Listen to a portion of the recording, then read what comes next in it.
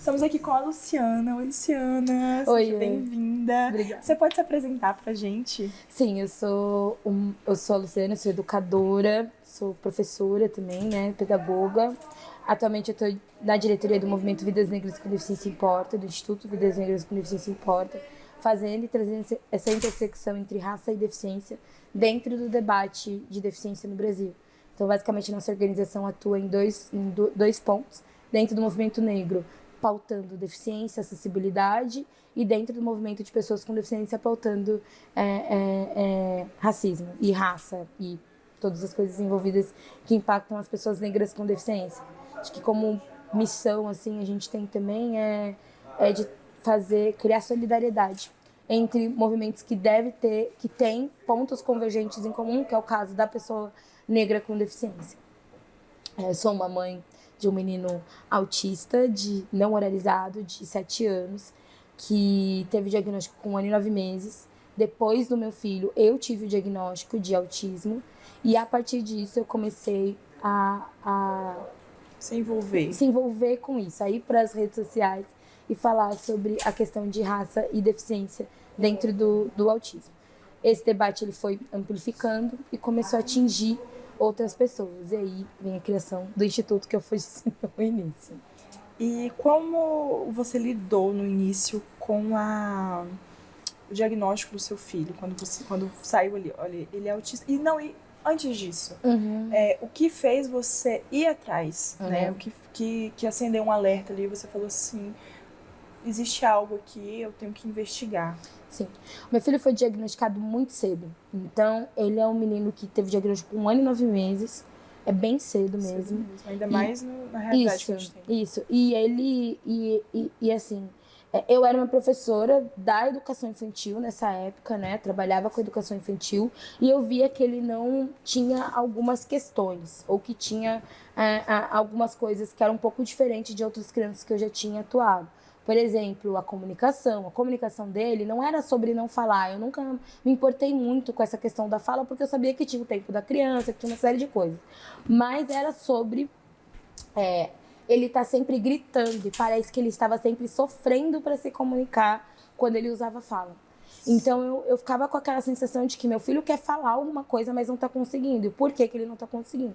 E aí eu levei isso pro médico dele, pro pediatra. O pediatra fez uma avaliação curta ali, inicialmente. Falou assim, também tem uma questão que meu filho não... Você chamava ele não ouvia. Eu sou também, e eu sinalizo em libras, né? E aí eu até achei que por a gente chamar ele não escutar e não virar e não atender, eu achava que ele era uma criança surda. Então eu levei dentro dessa perspectiva. Talvez meu filho tenha baixa audição e tá tudo bem pra mim. Às vezes ele pode ter uma surdez, tá tudo bem. Só que quando o médico fez isso, o médico falou, não, ele ouve o que a gente tá dizendo. Mas ele não atende, pode ter um problema de interação. E aí o médico já me encaminhou pro neuropsicólogo, né? A gente fez isso dentro do processo do convênio. A gente fez a avaliação, 3 meses de avaliação com ele, foi um processo longo, eu fui entendendo também, aí chegamos ao diagnóstico de autismo. Mas ali no consultório, quando o médico falou que ele poderia estar dentro do espectro, eu já falei, ele é autista. Então, porque eu já tinha conhecimento das deficiências, de como que acontecia, como que era o processo. Então ali eu já entendi, meu filho é autista. E aí, a partir disso, o diagnóstico, eu não considero que o que eu tive foi luto, porque a gente não tem luto de uma criança viva. E aí, o que eu acho que um processo para mim, que eu renego muito essa palavra do luto pós-diagnóstico, é porque eu sou uma mulher preta, criando um menino preto num país que a cada 23 minutos mata um jovem preto. Então, acho que meu luto ele começa quando eu descubro que eu sou mãe de um menino preto. Né? O chá, a revelação... Já tinha vivenciado. Já tinha. Ali eu já sabia que a minha maternidade ela não seria típica. É porque ela não é. Mesmo se meu filho fosse uma criança sem deficiência, a maternidade não seria típica. Então, a partir dali... Os desafios estariam ali ainda. Todos postos. Então, a partir dali, eu acho que eu já tive. E aí, quando teve o diagnóstico, a minha primeira reação ok, o que eu posso fazer para que meu filho tenha autonomia? Para que numa situação em que eu não vou poder protegê-lo, ele consiga se proteger. Porque a realidade era muito dura e posta, né? Nós somos a população preta e a gente traz essa perspectiva. Eu sempre fui uma ativista muito dentro do movimento negro. Então, nós somos a população preta que sofre violências, que somos atravessados por violências. Então, como que eu posso garantir o futuro para o meu filho em que ele tenha minimamente dignidade de ser quem ele é, de ter o direito a ser diferente, que ter o direito a ser diverso? Porque nós não temos, quanto pessoas pretas, sem ser criminalizado, marginalizado, mais uma série de coisas. Então, eu não passei por luto, mas eu acho que eu passei por um processo de luta, talvez, né? Então, eu trocar o luto pós-diagnóstico, a luta pós-diagnóstico. Então, acho que isso é uma coisa que imprimiu bastante da minha identidade.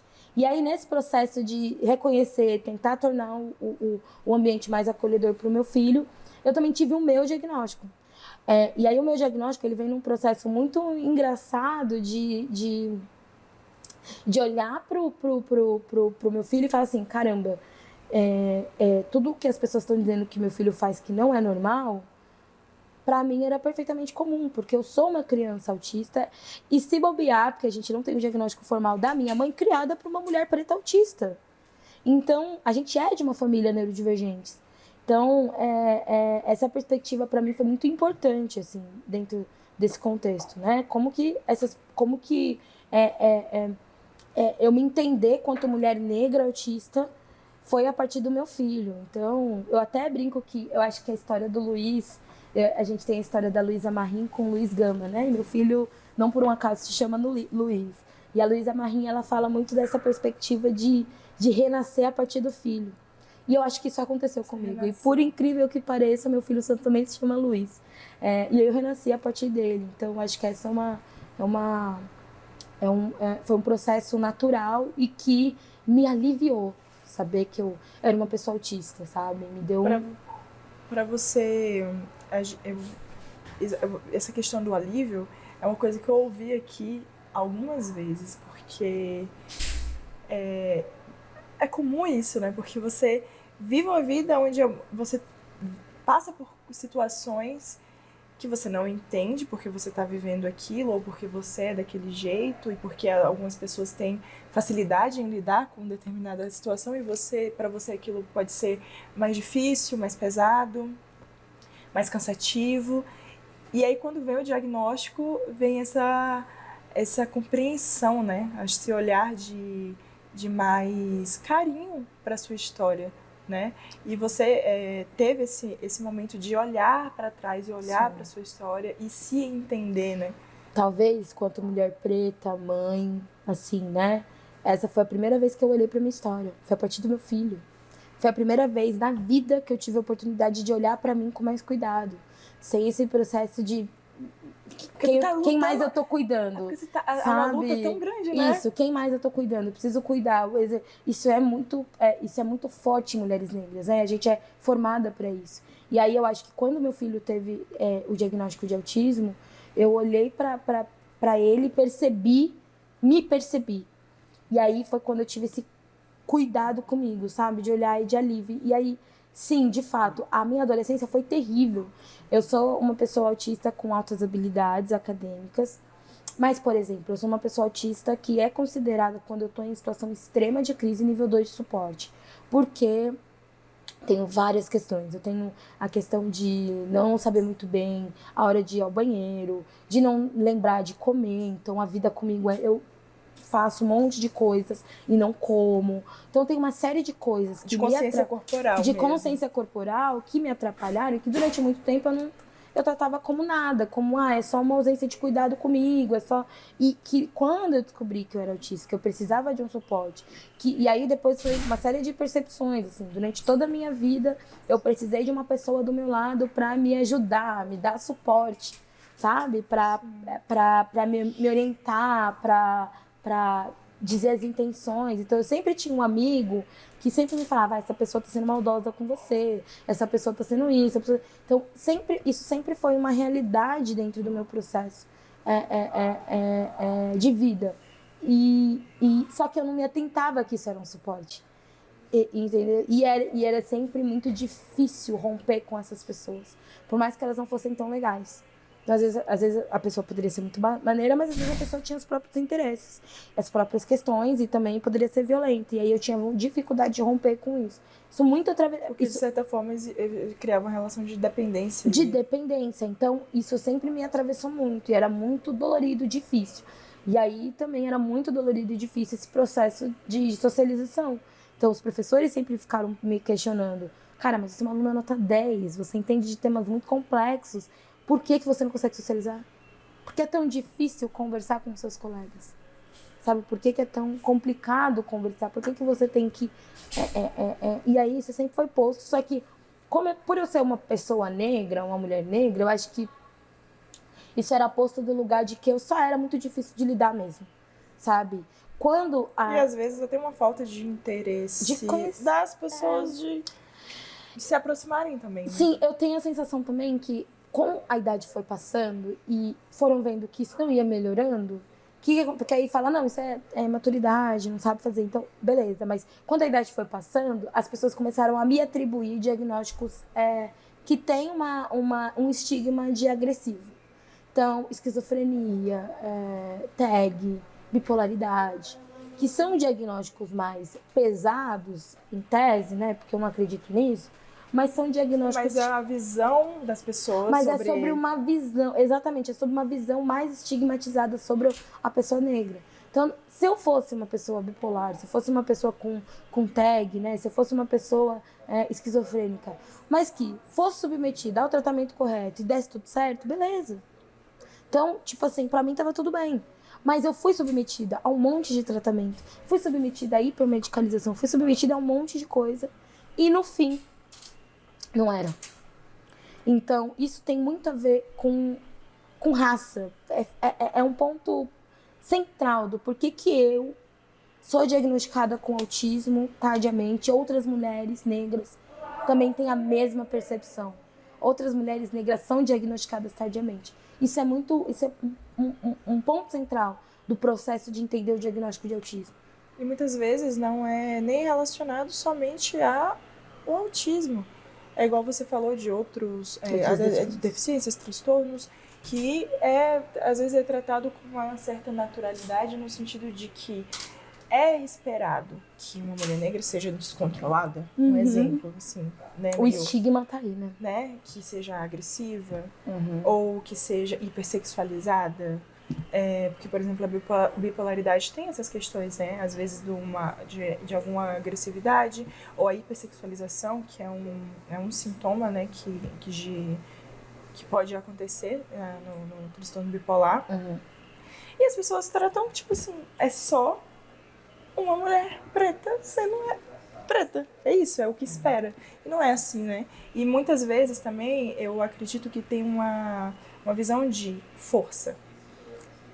De não olhar com esse cuidado, de que precisa de ajuda. Né? Ela vai dar conta. Ela vai dar conta. Então, acho que esse é um processo muito dolorido, entender do lugar que vinha a negligência. Porque é isso, a gente tá... A ausência de acesso à saúde, ela tá posta, né? No Brasil, de uma certa forma. A ausência de acesso a diagnóstico tá posta de uma certa forma. Mas entender que essa negligência, ela vem desse lugar da marginalização, que se eu fosse uma pessoa branca, se eu fosse uma mulher branca, eu teria um pouquinho mais de cuidado, um pouquinho. Porque no campo do autismo, a gente trata isso, fala disso, mas no campo do autismo, a gente tem muito essa percepção de estigma. É muito estigmatizado o autista. Hoje, se você pega o seu celular, abre no Google e coloca autista, vai aparecer pessoas brancas. E essas pessoas têm gênero, essas pessoas têm classe social. Essas pessoas são brancas, homens, héteros, cis. Então, existe uma cara do autista. A gente fala que o autismo não tem cara na contramão desse estigma de que existe uma cara. Essa cara é do menino, que é branco, que é cis, que é hétero e que é hiperinteligente, que é um gênio incompreendido, né? E aí quando uma mulher preta, periférica, sabe, autista, traz isso, gera esse desconforto. Uma estranheza. Uma né? estranheza, porque, não foi isso que as mídias, que isso está sendo impresso É para porque mim. as pessoas já não veem o autista. Sim. Quando vem, é dessa maneira que você É dessa forma, descreveu. exatamente. Então, se vem vem uma imagem completamente diferente daquilo que é uma leve idealização do que a pessoa vê, porque não é nem tão forte, as pessoas não... Há poucos anos atrás, você não ouvia nem falar. Sim. E elas tendem a questionar, né? Tenta questionar esse processo. Então, é muito importante, né? Acho que ontem foi dito no seminário, de toda forma, que o autismo tem gênero, raça e classe. É uma frase que eu falo em todos os espaços, que eu acho que isso é fundamental. O autismo, ele tem gênero, raça e classe. Cabe a nós, comunidade autista, entender que esse estigma, assim como o estigma de que o autista é isolado, que ele não quer interação, tem que ser combatido, o estigma de que o autista é só uma pessoa branca, também tem. Sim. Então, quanto comunidade autista, quanto coletiva, a gente precisa combater esse estigma. Isso é uma coisa fundamental. Até porque as mulheres também são atravessadas por esse estigma, impactadas, né? Quando a gente vê as mulheres contando seus relatos, mulheres brancas até, vão contando seus relatos sobre a descoberta do autismo, da própria deficiência, elas vão falando, olha, eu fui passando por uma série de coisas, períodos e processos que, inclusive, estavam caminhando para me mandar para o manicômio, me mandar para hipermedicalização, para uma série de coisas. Então, isso é fundamental, exatamente. E existe, assim, você vê que um dos sintomas no autismo em mulher seria o MESC. E eu acho que não é, talvez não seja, posso estar falando uma grande bobagem, mas eu não sou especialista. Mas assim, talvez não seja nenhum sintoma. A mulher é obrigada a desenvolver isso. Sim. De certa forma, eu porque acho existe uma expectativa em cima. Sim, uma característica do autismo em si é o mascaramento. Ele, na verdade, me ajudou a sobreviver, né? Eu acho que ajuda até hoje. É uma coisa lidar com o meu mascaramento, assim. Eu sempre falo que autistas com alto nível de suporte têm muita coragem de não mascarar o que é. Para você poder fazer isso, você tem que ter muita coragem. E eu acho isso muito corajoso. Então, quando eu olho pro meu filho e falo que respeito a diversidade dele, a neurodiversidade dele, que respeito ele na integridade, ele pode, num evento, gritar, tô com fome, quero sair, ele pode fazer isso, né? Em todos os espaços, as pessoas vão respeitar isso, isso requer muita coragem, que eu não tive. E que talvez as mulheres também não tenham. Porque é um processo o mascaramento, ele além de uma característica do autismo, existe o machismo como estrutura que ensina a mulher a ser mulher. Então a mulher precisa se posicionar dessa forma. E ajuda, juntando com a característica que é o mascaramento, você tem um combo perfeito de anulação da sua identidade. Então você anula quem você é. Então todo esse lugar que eu falei da coragem, tudo isso aqui, você simplesmente anula. Porque a mulher precisa ser mulher. Mulher não senta assim, mulher tem que sentar de perna cruzada. E isso, pra gente que é autista, que entra dos espaços, né? O mascaramento funciona assim, você entra dentro dos espaços, no espaço de socialização, e vê quem tá se dando melhor e copia automaticamente aquele comportamento para poder se adequar. Quando você é uma mulher sendo ensinada o que as pessoas vão te achar legal em você faz. E aí você anula. E aí você aprende a anular a sua identidade desde a infância. E isso você é ensinado. Você é ensinado. Porque, por exemplo, o meu irmão, ele tem autismo e ele, às vezes ele quer correr, às vezes ele grita, às vezes... E se minha mãe, meu padrasto, eles não... Se eles começarem a... Não faz isso, não pode assim. Ele vai começar a achar que é algo errado. Uhum. E aquilo ali vai gerar Gera um impacto. Um impacto nele, né? E eu acho que acontece muito isso. Quando a gente é criança, se você tem um determinado comportamento, vem uma repreensão, né? Seja na escola, na sua família, às vezes algum amigo que está com você te repreende. E aí, opa, isso é errado. Então eu tenho que mudar. Quando você descobriu ali, teve seu diagnóstico, você teve esse questionamento em questão de quem eu sou? Isso aqui sou eu? ou eu estava mascarando? Eu acho que uma coisa que a minha neuropsicóloga falou muito, a Adriana Santos, ela falou muito disso, e eu acho muito, é que talvez o mascaramento seja uma segunda pele, sabe? Que dói tirar, que dói, porque aí você vai se ver na totalidade e essa pele tá machucada. Porque você colocou uma coisa para tirar quem você é também. Esse processo de você reconhecer que você tá retirando aquela máscara para se reconhecer, dói, porque você falou, por que eu tive que fazer isso? Então tem todo esse processo, né? E eu acho que o processo de se reconhecer da sua identidade, ele vai sendo formado desde sempre. Então, faz 5 anos que eu tenho meu diagnóstico de autismo.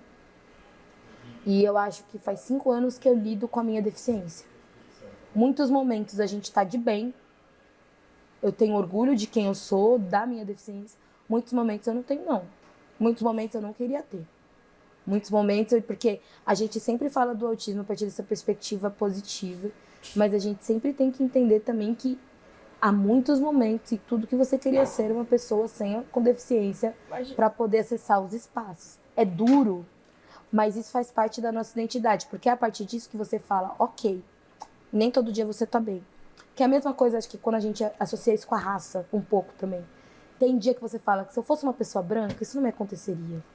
E tá tudo bem, às vezes. E tá tudo bem, às vezes você. Não é que você vai virar branco, mas é porque você tá posto. É cansativo. A opressão tá posta, o capacitismo tá posto.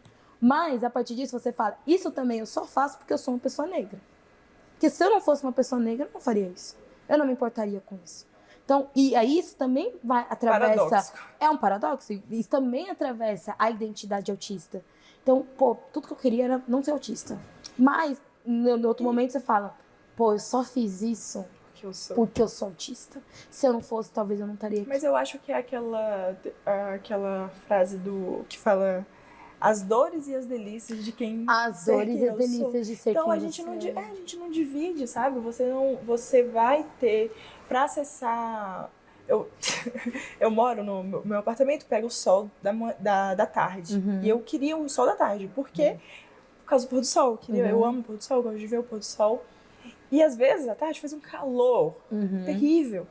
Só que se eu quero assistir o pôr do sol, eu vou ter que suportar aquele calor. Então, é uma analogia boba, mas é assim a vida. Sabe? Às vezes a gente nunca vai ter só os benefícios de nada. Exatamente. E acho que isso é muito importante. Porque, sobretudo, quando você é um autista de nível 1 de suporte, quando você tem uma boa fala, uma boa articulação, você sofre a opressão no lugar de que você que é muito parecido com o que mulheres negras passam, que é aguenta tudo. No caso do autismo não precisa. Não precisa de suporte. Não precisa de ajuda, porque seu autismo é muito leve, você domina o autismo. E assim, isso é uma coisa que é importante dizer. Ninguém domina o autismo. Ninguém domina o próprio autismo. Eu não domino o meu autismo. Eu não dou conta de quando eu tenho crise ou não tenho crise. Do nada eu choro. Do nada eu desmaio. Do nada eu me sinto apreensiva. Eu falo, meu Deus do céu. Isso é um processo de identidade também. Então, essa ideia de que o autismo leve ou nível 1 de suporte é um autismo mais tranquilo, que você tem controle sobre ele, também é uma ideia capacitista. Com certeza. Tá posto. Também é uma ideia capacitista. Porque você não domina. E aí você depende que as pessoas tenham cuidado, a sensibilidade de entender o processo. De entender você quando você tá naquele processo de tentar socializar. E nem sempre é assim. E isso faz parte da estrutura que é capacitista. Então, não tem muito o que fazer. É uma situação que quando você tem o autismo no nível de suporte 1, que hoje em dia não tá tão algumas pessoas já não usam mais, né? Ou outros usam e tudo. Existe uma expectativa em cima de você. Sim. E não... E eu acho que também uma dúvida de você precisa provar que você Porque você não parece. Então, você... Como assim você será é? que você é mesmo? Mas quem foi? Qual foi o médico? Você foi no médico? Eu acho que exatamente. É barra. É cansativo, né? É cansativo. Assim, né? Na Bahia fala é barril. Porque eu acho que dentro desse processo todo, sobretudo as pessoas negras, elas sofrem mais atravessamento de questionamento da sua identidade. O tempo todo. O tempo todo. Então, eu entendo que as pessoas brancas também sofram isso. Mas é porque é um plus, né? Mas é mais aprofundado, né? Um aprofundamento desse marcador de raça que é fundamental, assim, no processo. Então, eu olho... Eu sempre fui questionada. E aí eu brinco, quando eu falo a comunidade autista, ou nós, comunidade autista, as pessoas geralmente não me reconhecem como parte da comunidade autista, porque você está aqui só para falar do interesse das pessoas negras, porque você está aqui só para fazer... Entendeu? Então, sempre nesse lugar. Mas eu acho isso muito interessante que, no contramão, né, na contramão disso, a gente tem uma comunidade de autistas, nível 1 de suporte, pleiteando, garantindo e querendo que o debate seja mais plural. Porque se você olha para a comunidade autista de uma forma geral, ela de forma mais tradicional, ela é formada por mães, pesquisadores, pessoas autistas nível 3 de suporte, mas sempre com uma tutela ali da maternidade falando por. Eu sempre falo isso. Falo muito pouco do meu filho, não é porque eu não ame, é porque meu filho precisa falar por si. Às vezes meu filho pode cansar disso. Meu filho pode nem querer falar sobre o autismo dele. Ele tem esse direito. Eu quero que ele tenha esse direito. Não traçar, né? Exatamente. Agora eu não posso marcar meu filho e trazer ele para legitimar uma dinâmica que é minha. Uma demanda que é minha. Eu não posso fazer isso. E aí eu acho que nós, quanto autistas negros, temos mais... estamos mais expostos a esse questionamento. Tanto do seu autismo. E aí é tão difícil porque há todo um estigma sobre a pessoa negra ser uma pessoa que tenta enganar o outro, que é muito caro. Então eu sempre falo, uma pessoa autista negra que se declara autista, que é porque ela passou por um processo. Porque a primeira pessoa que vai se questionar ela mesma. Vai ser ela mesma. Tenho certeza. Nenhum autista sai hoje do médico, abre a internet e fala que é autista. Negro. Né? Falo isso porque a gente sabe dos impactos que tem isso e a gente sabe que a partir do momento em que a gente se coloca, a gente não está se colocando sozinho, a gente representa uma comunidade. É muito triste, mas também é importante. Há uma responsabilidade no processo da autoidentificação da pessoa autista quanto autista, publicamente. Então, quando eu falei publicamente que eu era uma pessoa autista, foi um processo. Até eu criar o Instagram, até eu decidir falar, eu falei, não, vou ficar só... Eu não coloquei imagem. Então, eu não tinha minha foto. Só informações, né? Não, eram informações e também uma mãe preta autista falando. Eu não tinha nome. Por que eu não tinha nome? Porque eu não queria passar por esse processo. Ou, de alguma forma, eu criei mecanismos de me proteger desse processo de questionamento. Mas... E se despersonificou, eu tirei a minha identidade de mim. Passou os anos, acho que o ano passado, mais ou menos. Eu conversando com uma liderança do movimento negro, ela falou, nós temos nome. Nós, mulheres negras, temos nome. Por que você não tem nome? Você tem que ter nome. E foi? Foi um baque. Foi um baque. Porque ela falou assim, você tem que ter nome. Sabe por quê? Porque você é a representação. Questionamento vai vir, mas você tem que ter nome. Isso é forte. Isso é forte. E aí eu mudei pro meu nome, mas assim... muito dentro dessa perspectiva. Eu sei que, em tese, eu não tô falando tô falando sobre o meu autismo, mas eu não tô falando só da minha realidade. Eu falo de uma realidade de favela, de periferia, que tem um filho autista, que sofre, por exemplo, na mão de convênio, que sofre na mão das opressões sistêmicas. Eu tô falando desse lugar. E desse lugar, as mães, as pessoas autistas periféricas, olham pra mim e dizem, você tem nome. Você tem que colocar a sua identidade nesse lugar. Você tem que ter esse processo. E existe uma frase que a gente usa muito no marketing até. Uhum. Que pessoas se identificam com pessoas. Com pessoas. E aí, é isso. E dentro dessa contrapartida, uma das coisas que eu entendi a partir, para além de mim, é que não sou só eu. Então eu sempre falo, bonde de autistas pretos, porque a gente precisa trazer a coletividade para esse processo. Eu preciso ter mais vozes autistas. É o sonho. É porque tem que gerar essa comunidade. Isso. Né? E as pessoas sentirem que... De certa forma, essa comunidade já existe, mas a gente precisa fazer com que ela seja mais plural. E trazer a consciência de que, por exemplo, olha, eu sou a Mariazinha aqui, tem essa comunidade aqui. Eu faço parte. Eu faço Não é parte. A comunidade, exatamente. né? A minha comunidade. É o que a gente, acho que quanto VNDI também sempre impõe. Nós estamos dentro dos processos para tornar o processo plural. Nós não estamos inventando a roda. Há uma demanda da população negra com deficiência no Brasil, ok. Há uma demanda dos autistas no Brasil, ok. Mas nós queremos entrar nos processos já estabelecidos. Porque já existe e a gente só quer olhar e falar assim, abraça, vamos discutir junto sobre autistas, pessoas negras, vamos. A Abraça trouxe um painel de pessoas autistas negras maravilhosas. Autistas Brasil, vamos discutir? Vamos. VNDI, podemos discutir sobre a questão de autismo e deficiência? Vamos. Então, esse é o lugar que a gente, quanto organização, né, se colocou. E esse é o lugar que eu acho que imprime um pouco da minha identidade.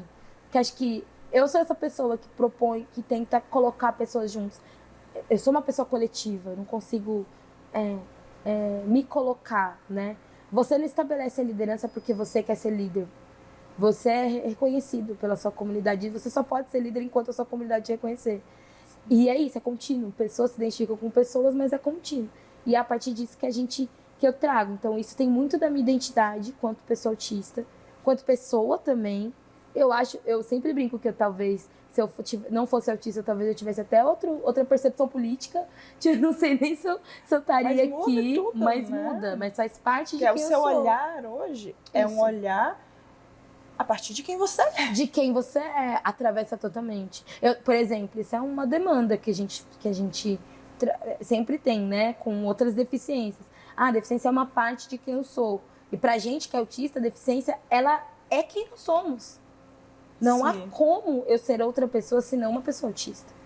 Eu sempre falo, eu sou uma pessoa, antes de qualquer coisa, antes de ser mãe, antes de ser uma mulher negra, eu sou uma pessoa autista.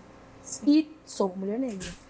Então, porque você, uma mulher negra, foi uma tudo que envolve, tirando a nossa cor, foi construído. A percepção que as pessoas têm, a visão da sociedade, a forma que até a gente age muitas vezes, é uma construção pelo ambiente que a gente vive. Mas o autismo não. Ele tá ali, ele te acompanha. Desde que você nasceu. Não tem como. Ali nele já. Por isso que voltando, né? Por isso que eu não acredito em luto. É luto do quê? Não é luto. Porque não há luto da mãe, sabe? Eu não acredito nisso, porque sempre acho, luto é muito forte, a criança tá viva. Eu acho que é luto do ideal, mas em algum momento o seu filho ia deixar de ser o seu ideal. A gente não é legado dos nossos pais, infelizmente, né? Mas a gente não é. Então, eu acho luto muito forte. Eu acho que, assim, cabe uma tristeza, porque talvez você não estava preparado. Eu acho que existe um processo de aceitação. Agora, aceitação, exatamente. Existe um processo de aceitação, mas se você trata como luto, de certa forma, aquela pessoa morreu, e se ela morreu, quem está ali?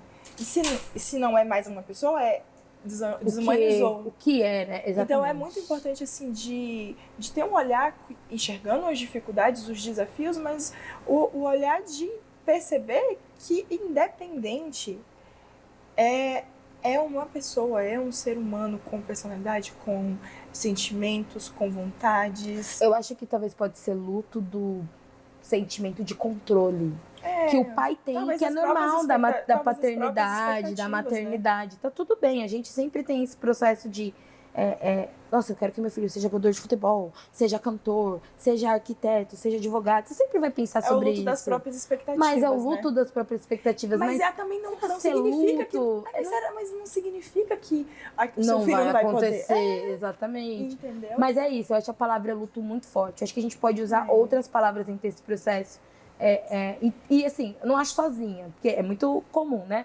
Porque só eu digo, não, eu não acho sozinha. Eu acho que a palavra luta é muito forte, mas em conversa com outras mães pretas, periféricas de favela, meu filho não morreu.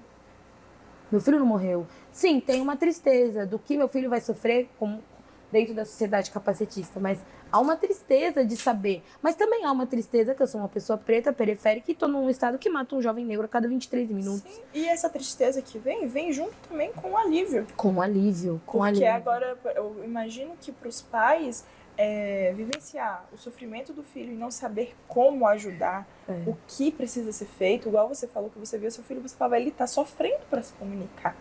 E você não tinha as ferramentas para auxiliar ele. Exatamente. Então, a partir do momento que você tem ali, olha, esse caminho aqui, então agora eu posso recolher as ferramentas e ajudá-lo de alguma maneira, né? É isso mesmo. Então, existe o alívio, existe o medo do desconhecido, e eu acho que por isso também é tão importante se falar sobre. E eu vou até te perguntar sobre isso, assim, por que você acha assim, qual a importância de se falar sobre a neurodiversidade? Eu acho que... Inclusive, na perspectiva de mulheres, raça, de mulheres mulheres. negras. Eu acho que a neurodiversidade, ela traz pra gente uma perspectiva de filosofia de mundo, de futuro.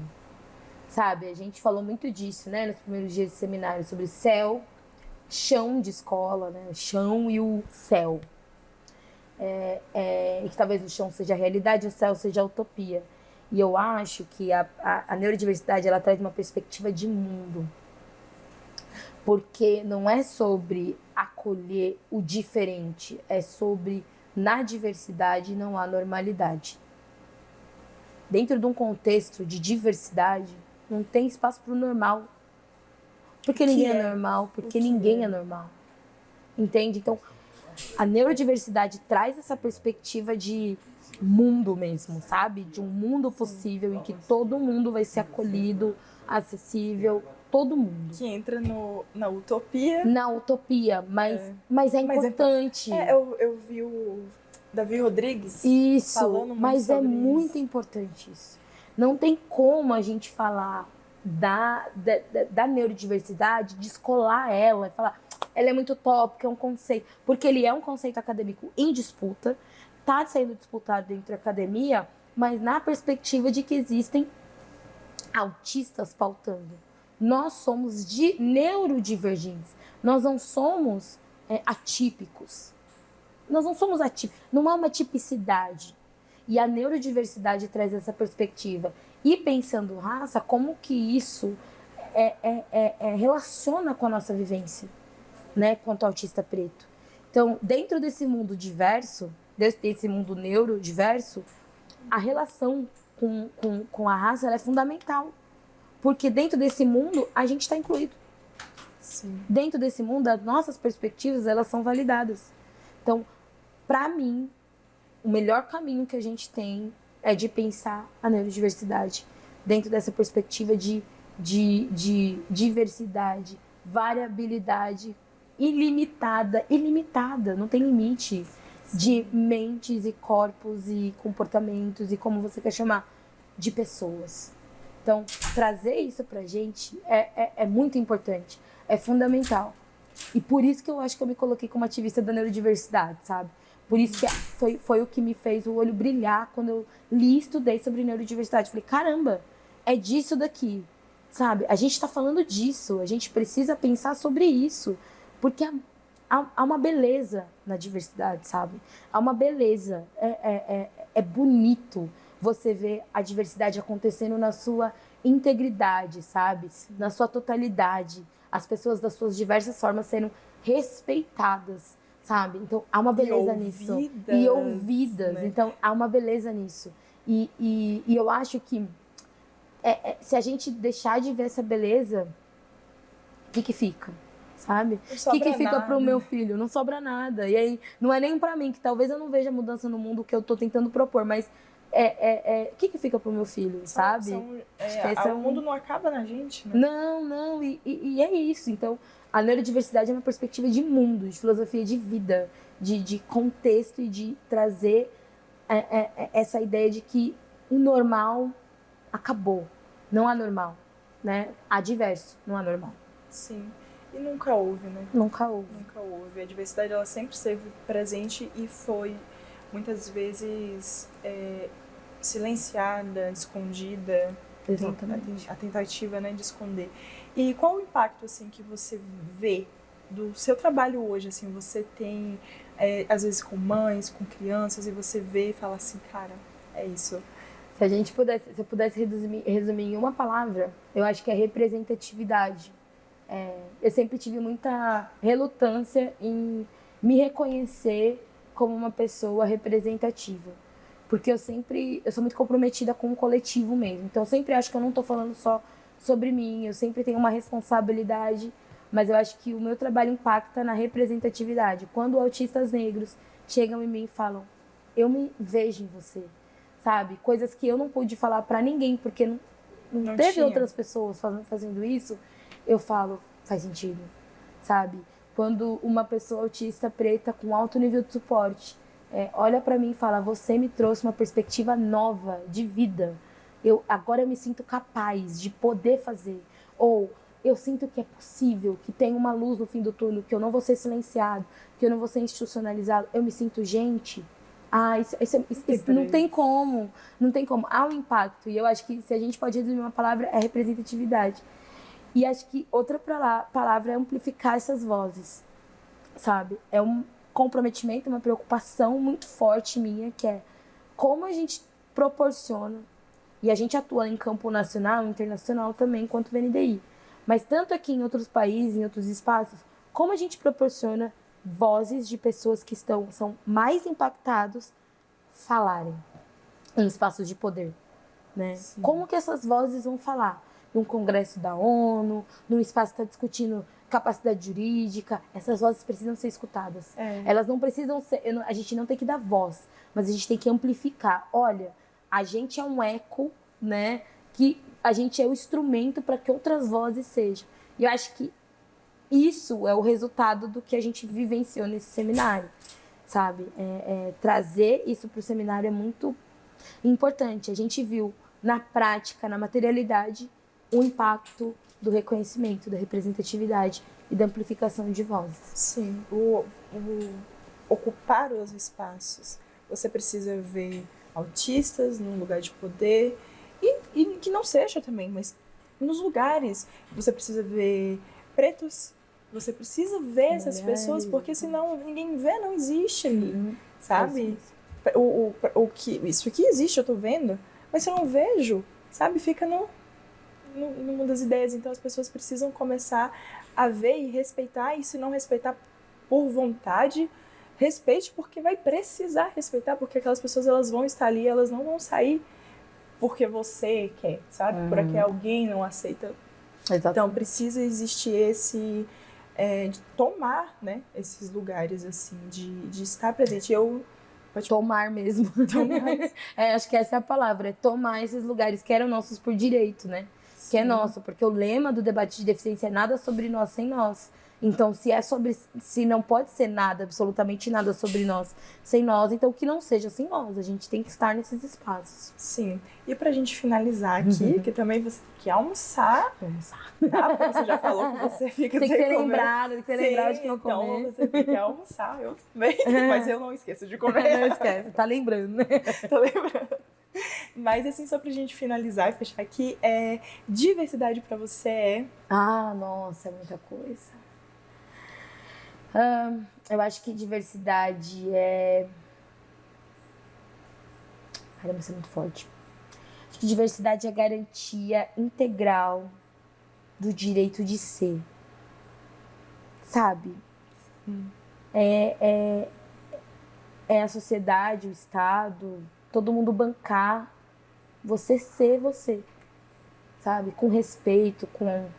Sem olhares tortos. Dentro desse processo, acho que, do autismo, que eu acho que é importante trazer, é a garantia integral do direito de autistar, né? De ser autista. Você pode ser. Você não é menos autista, você pode ser autista. tá tudo bem, a gente entendeu. Então, acho que diversidade para mim é isso, é a garantia integral. A pessoa ser livre para ser. Se não foi isso, na verdade, sobre isso é desde o início com o meu filho. Meu medo era, eu preciso que ele tenha o direito de ser diverso, sabe? Então, Sim, ele não que tem. ele é. Então, hoje, ele não é reconhecido dentro desse processo, mas Ele será. ele será. Então, para mim, diversidade é esse lugar. Quando a gente chegar nesse lugar, meu filho vai ter o direito dele e outras pessoas com outras questões, com outras neurodivergências, em outros espaços de poder, vão poder ser também. É isso. Isso, amei. Obrigada. Muito obrigada.